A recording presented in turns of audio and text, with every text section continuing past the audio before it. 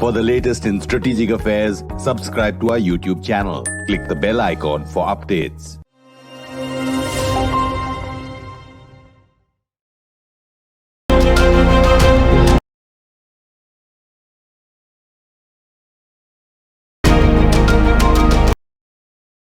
For updates.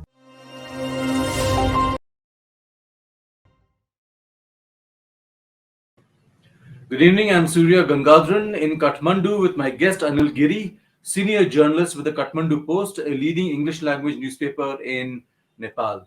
Welcome, Anil. Glad to have you. Thank you. As you're all aware, Nepal is holding elections on November 20th, and we are here doing a series on the Nepal elections, looking at various aspects that are intrinsic to this poll. And my guest, Anil Giri, is going to give us a sense of the China connection in Nepal, how influential it is, what it is doing here, what does it want, and the impact on India. So, Anil, my first question. Thank you. You mentioned before that geopolitics has become a matter of people acutely aware of the geopolitics in the region. Yeah. And how that is beginning to influence Nepal's politics and its foreign policy. Could you elaborate and tell us what exactly you meant by that? Yeah. So geopolitics and the geostrategic rivalry, these are not a new phenomenon for Nepal. So Yeah. this we have been witnessing since long. But this time since China is emerging as a global power, and it is building inroads in the entire South Asia, and America is also facing the heat, and there is India also. So, and some of the initiatives that US has taken in Nepal, like MCC and the SPP, and the growing proximity between India and the US, also made China bit anxious towards Nepal. And that is why I worry anxious, because during the MCC saga, the way China and the US, they come together, they face off each other, one after another. They issue the statement from Beijing and Kathmandu and in Washington. So this has clearly shown that there is undercurrent, there is something going on the geostrategic front. Okay, so there's definitely, as you said, the elephant is in the room. Yeah. So, whether there is a MCC, it is undertaken by the Americans. The Americans again come up with the SPP, the idea of the state partnership program and the military, initiative taken by the U.S. government. And this government, which is said to be a pro-democratic forces. Also, the Prime Minister participated in the Democracy Forum in the US also. And some of the, and its position under Ukraine also. The India and China, they boycotted or they remain absent in the voting, but Nepal voted in favor of Ukraine. Yeah. So these are some of the 4-5 recent instances that has created some kind of suspicion in the Beijing that Nepal has tilted toward the US or India. Okay, and that is why the Chinese are really apprehensive, nervous, and and they are gauging and measuring so what sort of strategic implication that will have from Kathmandu to the Beijing. Okay, so these are some of the things that has played off in recent time. And So, how would you define what China wants here? What do they want in Nepal? basically, they have been always saying that Nepal is their all other friend. We have a trouble-free relations. We also say that we have a trouble-free relation. Nepal has been saying that we are committed to one China policy, and and we have always been careful about the China's interest in Nepal. Uh, the thing is that recently, and from the last elections and till now, the Chinese are a little bit concerned about the how to bring together the communist forces in Nepal together. Yeah, this is one major stake of China's stake in Nepal. In though I don't prefer to say that they brought together the Communist Party in Nepal, but they definitely they encouraged the Communist Party to come together to unite. So that is one reason in 2017 that Communist parties of Nepal, two major Communist parties, CPUM and Maoist, they come together, right? And later they split. So I think the China, what they, the way, and when there is a communist government in Nepal, and when there was a unified NCP in 2017, uh, at the time, very interestingly, our NCP, Nepal Communist Party, they organized a 2 day, in seminar on Xi Jinping thought.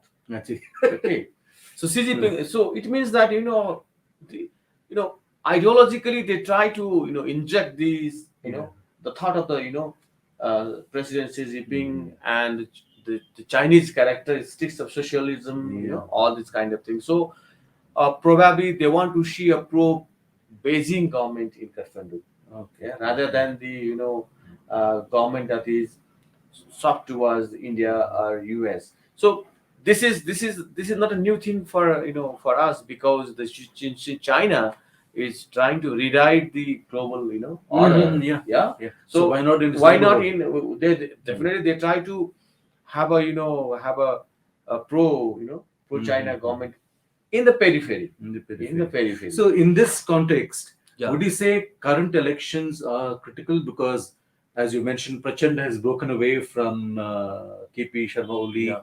and is now with Deuba. Yeah. So, the Chinese are waiting and watching to see what happens after these elections? It definitely, when the NCP, the largest communist party that has a government with close to two-third majority, that was broken down in 2021. So that was, after the NCP was split, a high-level Chinese delegation came in Kathmandu to see the ground situation, what is happening in Kathmandu, what how this situation happened, how did the how the party was split, what is the reason behind that.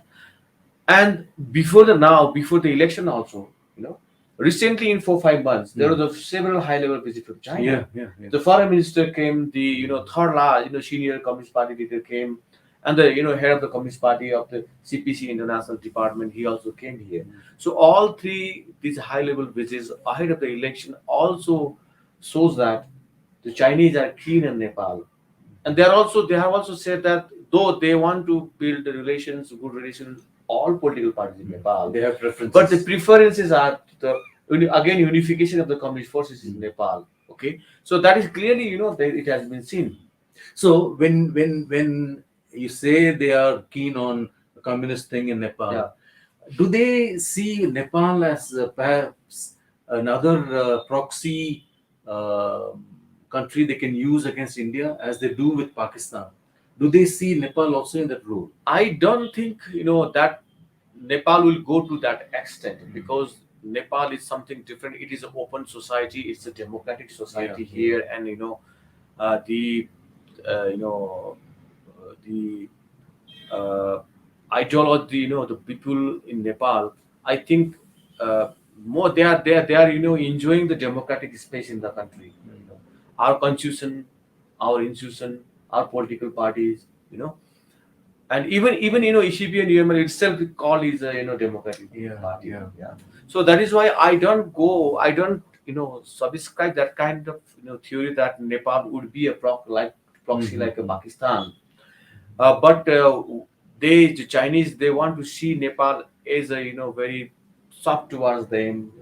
Can support their position in the international forum. And would you say China has, over the course of say the last 5 years, would you say they have ramped up the influence here? They're able to substantially get what they want? The thing is that China is a network neighbors of Nepal. But what they felt, probably that what they felt is that being close to next door neighbors, we have not given that much attention to Nepal. That is why probably their Prime Minister came in 2012. The president came in 2013, and there was a Yeah. series of high-level visits. Okay, and they also promised to bring a rail from their border to Kathmandu also. Yeah. Okay, and they have also initiated some kind of connectivity and other kind of things in investments.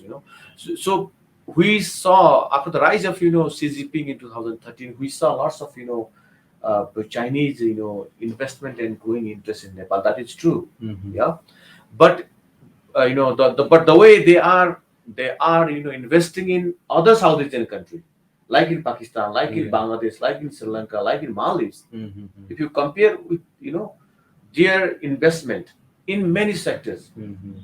hardware and software, I'm telling you, both hardware and software. So comparatively, that is pretty low in Nepal. Nepal. Okay, but their interest has been growing. Their interest has been growing in multiple areas. They are now engaging with all walks of life in Nepal. They are engaging with the parliamentarians. They are engaging with the political party. They are engaging with the civil society. They are engaging with the media. They are engaging with the army, police, bureaucrats, everyone. Everywhere. Okay, so this is how they are ramp up their influence, and they are trying to create a pro Beijing kind of environment in Kathmandu. So sitting here in Kathmandu and as a journalist who's observing Yeah. all this, Yeah. how do you see India reacting, not reacting? Are they doing anything differently? Are they concerned, worried? I mean, what is the sense you get? you know, US and China, they came face to face when there was a MCC controversy Yeah, was there. yeah, I recall, yeah. Before the parliamentary ratification, the Beijing and the Washington, they directly confront each other. But that is not the situation like with India. Okay, so we have not seen direct confrontation between India and the China and Kathmandu. Okay, but we can easily sense that India is not that much easy. Is that India is not feeling that much easy with the growing presence of China in Kathmandu. Yeah, Yeah. yeah. So that we easily sense that kind of things. But India, what we have been, sensing or witnessing or have been observing last couple of years, probably after uh, the formation of the Oli government, yeah, in 2019, India have by and large is not that much still active in in Nepali politics, I in the see. internet politics. Okay, uh, probably uh, probably this is due to China or America. They are coming together, and the geostrategic space could be limited for India, Yeah. or India is looking some kind of alternatives to check and balance with this. This is kind of chessboard, yeah. Yeah, yeah. The kind of chessboards, and that is why India earlier, India has been accused as a major player in Kathmandu. Meddler. Meddlers, India used to be active in the micromanagement, Yeah, this yeah. and that. But this time, frankly, 4 years, we have not seen any kind of meddlement of Indian, active over activism in Kathmandu, Okay. which is good, but as of now, there is no such direct confrontation between Beijing and Delhi in Kathmandu. Okay, so they have maintained their own geostrategic space in Kathmandu as of Okay, now. okay. Okay, but definitely they definitely there is certain section India, US, West, so they are worried, and they definitely are they're concerned about the growing Chinese influence in Nepal, and they are definitely, I can presume that the the West, the Americans, the Europeans, the Indians are definitely looking at the election results in November. Yeah. What kind of government it will be, and will China again push for left unity, or unity among the Communist Party or not? So you mentioned India, US, Europe, and all. Yes. There is a kind of view I get here Yeah. in Kathmandu that the US may have even outsourced some of its Nepal policy to India. Is that accurate? I mean, Partially it is accurate, because not partially, though we can say that both are independent countries. They have their embassies, they Yeah, have nationals, they have our apparatus are there, though they conduct their own foreign policy here. But I think in the case of democracy, in the case of some of certain values system, and the rise of China, you know, so there is some kind of working alliance between US and India and Nepal. Okay, a working alliance. Interesting. Working alliance with India and China, not India and US, not in every issues. Those issues, like those like-minded issues between them, probably Between India and the US, a working alliance. Working alliance On select issues. unselected issues.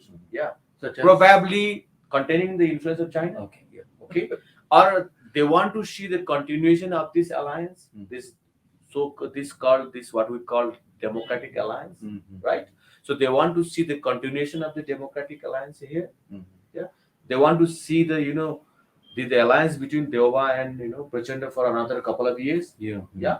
So this could be a one working alliance between the US and India in Kathmandu. Probably they want to see the continuation of this alliance, okay, pro-democratic alliance. Not Interesting. not an each and every issues. Yeah, this we can sense. Yeah, Interesting. Now, I know there are at least three political parties, communist parties in Nepal. And I do recall you telling me that at least 50% of the voting public votes communist. Yeah. And this is a deeply religious country. yeah. How do you explain the popularity of communist parties? Yeah. So it is ideologically communists, they don't believe in religion. Yeah. But our communists, they believe in religion. Yes. Yeah. So they are the Hindus. So they are a Christian. They are also Muslims. Okay. So communists of other countries and communists in our countries are different. Right. So they are communists, hardcore communists. They even voice the people's war, but they are deeply enrooted in the religious kind of things. Probably they are this is the influence of the society. Our society is democratic. So our society is open. Okay, so so that is why we respect the right of the individual citizen. You are free to choose your religion. Yeah.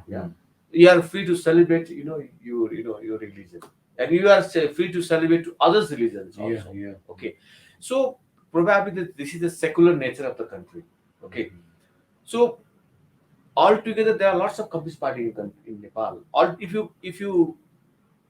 you gather the vote of all communist parties, it is come to around the 60%. Right? 60%. 60% people are communists, are leftists. They vote, but they are they are also religious people. 80% people are Hindus in Nepal, over 80%. Yeah. And rest 20% are Buddhist, Christians, and Others. Yeah. others. Okay, so I have not seen that. No, I have not seen that recent. Earlier when there was a Maoist movement, the Maoists, they used to boycott the big festival like Dasai and Tihar. Yeah. But these days, all Maoist leaders who used to boycott the Dasai and Tihar and the big festivals, they are now celebrating this in a big fun fair. Okay, so how it is possible? So that is why our communists are something different than the other communists in the world. Okay. Interesting. Yeah. Interesting. So in that sense, this is my final question. Right. In these elections, would you say Deuba is on the back foot, given what you've told me about the voting nature of the Nepali public? There is some kind of there is some kind of constitutional provision in Nepal that no political party can gain the majority due to some of the obligation in the constitution. There are some technicalities in the constitution, so no political parties can gain the majority. That is why major political party, they have to align to each other. This is their compulsion. Okay. So Nepali Congress alone cannot get the majority. Neither UML alone can get the majority. Neither our Maoist can get the majority. So this is the reality of the country. And Oli also pushed hard to the Prachanda, to the another corner. That is why Prachanda and Deuba, they came together. They formed the alliance and now contesting together.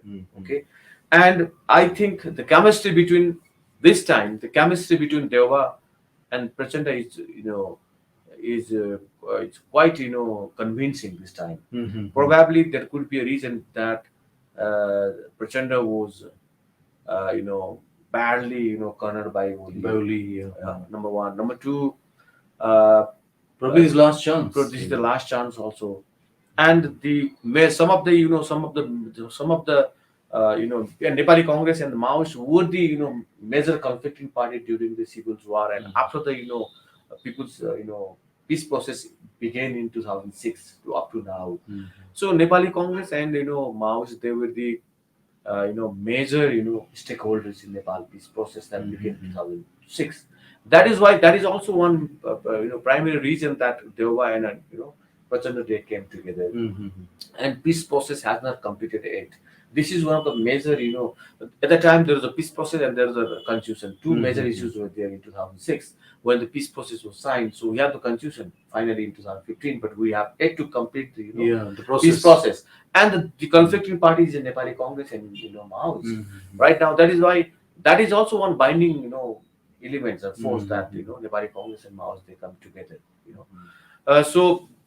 And fundamentally they believe in democracy, they believe in secularism, they believe in others tenet of the constitution. That is why these are also other reasons that they came together.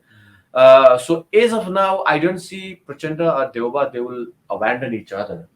They will go together, but we don't know of what will happen the election, what would happen the election result, and who will be the successor and who will be the loser, who will be the kingmaker. Who will be the kingmaker, So that will definitely give some kind of pictures after the election. Anil Giri, fascinating conversation. Let's see what happens when the elections are done and the results are out. Looking forward to another chat on that. Thanks very much for your time. Thank you, Surya. Thank you for inviting. We'll have a continuing series on the Nepal elections. Do keep tuning in for more. That's all we have for you now on Strat News Global. Do subscribe to our YouTube channel. Follow us on social media and Instagram. Thank you and good night.